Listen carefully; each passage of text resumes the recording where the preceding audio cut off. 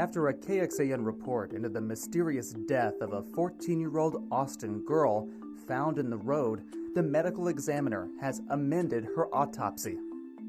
On today's episode of Inside the Investigations, senior investigative producer David Barrere discusses the mistakes made by police and where the case stands today.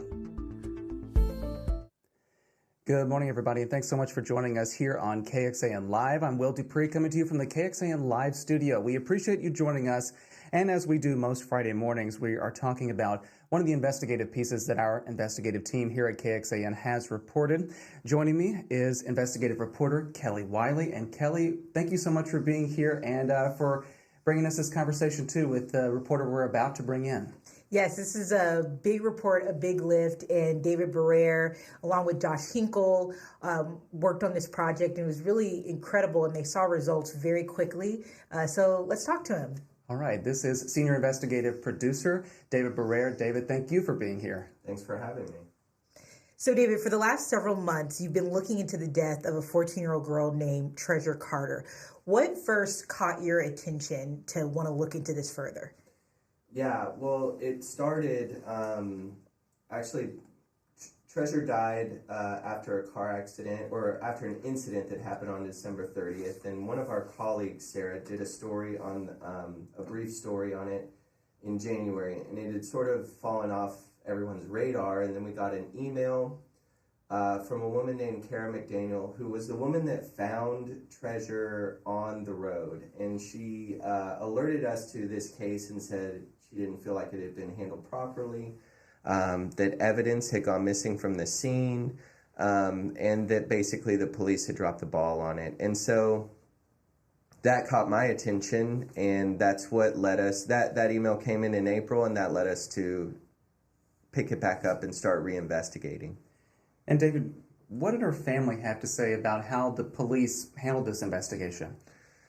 The family from the beginning said that they felt the police had dropped the ball. That's what Treasure's mom said, and we spoke with a few members of their family, several of them, and they all felt the same way. From the very beginning, they had seen how the police had responded. They knew that evidence had gone missing, like the scooter that Treasure was riding on the road when she was in this incident. And so they didn't really appreciate the way that the police handled it, and so that's how they came down on it. They really wanted someone. Not only did they want justice for Treasure, as they say, they also wanted some accountability with the police department and how the case was handled.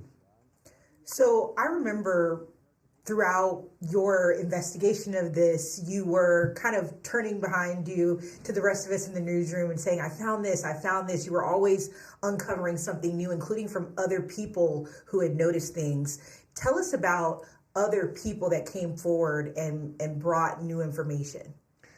Well, Kara, that woman that I mentioned who discovered Treasure on the road in Northeast Austin, it was a residential road called Farm Haven, and it was sort of a through street, and she drove by Treasure laying in the street. It was the evening, and she was one of the people that reached out to us, and she had a lot of information about what she saw because she stood there. Well, she gave Treasure CPR, and then she stood by on the road when the first responders came and then when the police came because they wanted to speak with her.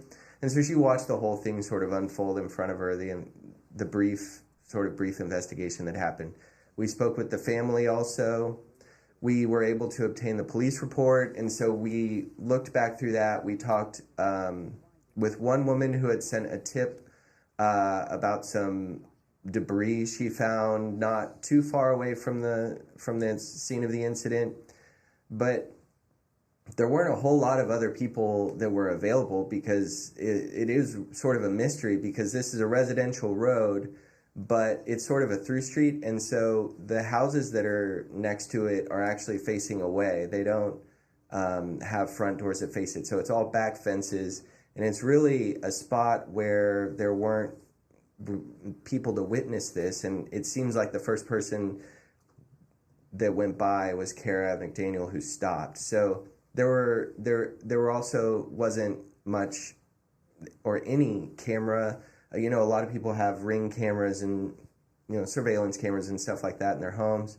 The police weren't able to find any that faced the street, and so we didn't have a whole lot of different people that we could talk to, but we did get a lot of records. Now, it can be really difficult to challenge and perhaps change a police investigation. It's even maybe more so to do that with an autopsy, but who did you look to provide some insight into that? Yeah, so I think one of the important things to note is that the family felt that the police didn't do the investigation well. When we talked to the police, the main thing that they said that they really rested their case on and relied on heavily was the medical examiner's report. And so the autopsy sort of left it up in the air, and the police said that they came to the conclusion that she fell off her scooter with the help of the medical examiner. So what we did was we reached out to numerous forensic pathologists, doctors, and we heard back from ultimately 4. One of them spoke to us on the record in a video call, like a Zoom. He was a forensic pathologist in Chicago. And then another woman, forensic pathologist who works in Pennsylvania, sent us a statement. 2 others talked to us on background. They all came to the same conclusions pretty much, that it was most likely Treasure was hit by a car, highly unlikely she was just fell off a scooter and sustained all these injuries. And they were able to do that from looking at the autopsy report. And what the autopsy report noted was the extent of her injuries. She had sustained a traumatic brain injury, her neck was broken, she had lacerated internal organs, and her spleen was removed, and one of her shin bones was shattered.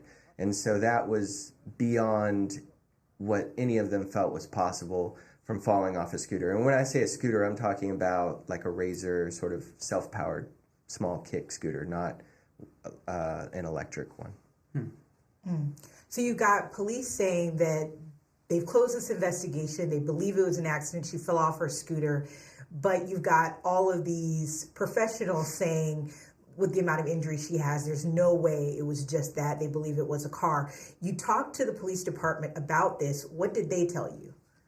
Yeah, I think we appreciated that APD was fairly forthcoming with us. A lieutenant with the department overseeing a lieutenant that oversees the vehicular homicide unit spoke with us, and we also obtained most of a police report and body camera footage from the night of the incident at the scene.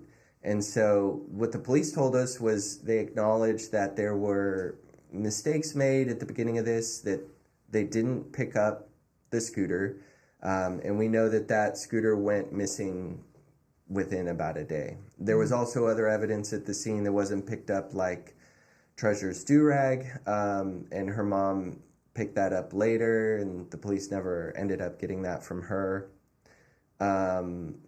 So they acknowledged those problems with the case. They said that there was confusion with how it was handled. We know from the police report and from what the police told us that it was sort of bounced around between different departments. I think the aggravated assault department was handling it for a short period, and then it went to vehicular homicide when they knew that Treasure wasn't going to survive.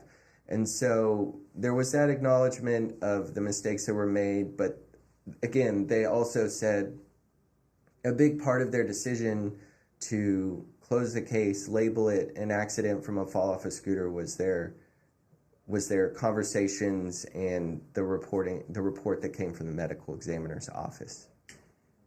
One of the most amazing things about watching some of the reports that you all put out is the change that comes about after the fact.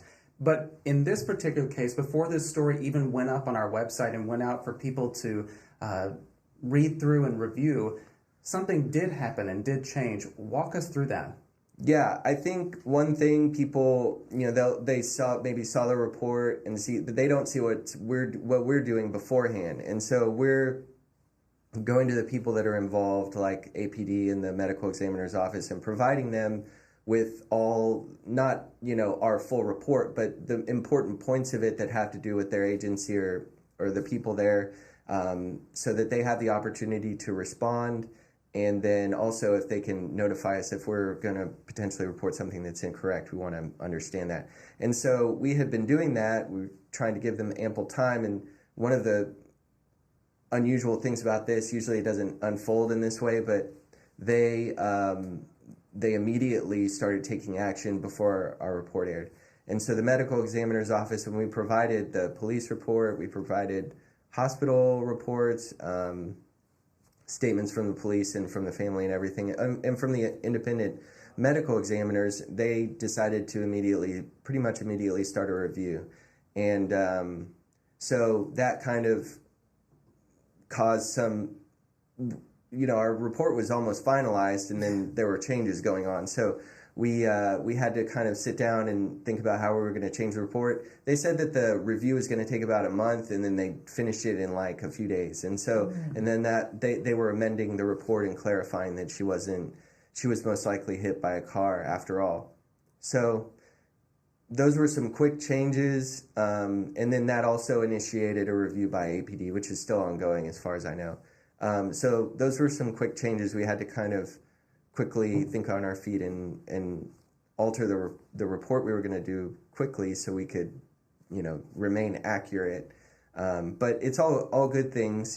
I think we say all facts are friendly, and it's not up to us how the government, decides to handle things. And if they decided to go ahead and really move forward quickly, and so that was a good thing. It just threw kind of a speed bump into our reporting process.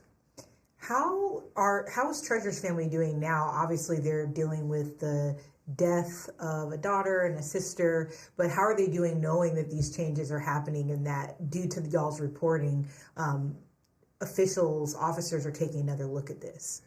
They're appreciative of the reporting, and they're appreciative of the medical examiner's office taking another look at it. They appreciate the police also taking another look at the case.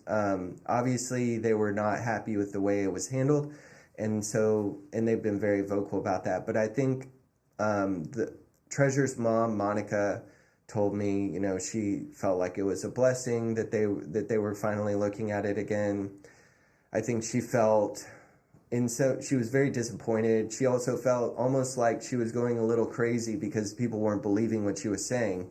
And she was saying, my girl didn't fall off a scooter and die this way. It's not possible. And then so they feel a little bit validated. I think ultimately they would hope that someone would be caught if she was hit by a car, which it looks like is what happened, and that someone would be brought to justice for it. But just the changes that are being made, the acknowledgement that that they feel like they were right, that this wasn't an accident and that someone is the culprit. I think they feel good about that, at least. Obviously, it's tragic, and she was 14 years old and she died. Yeah. Well, thank you so much for walking us through this. And of course, you can go on KXAN.com under our Investigates tab to learn more about the story and watch it. You really, there's so much more. And we learn about Treasure and kind of her background too, which was really nice to see in this report.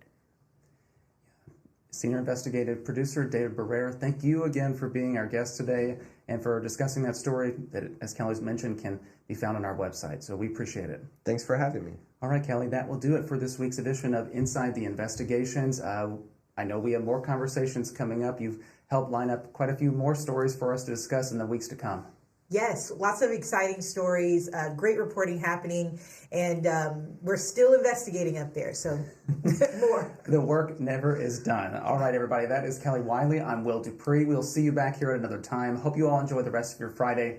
Take care.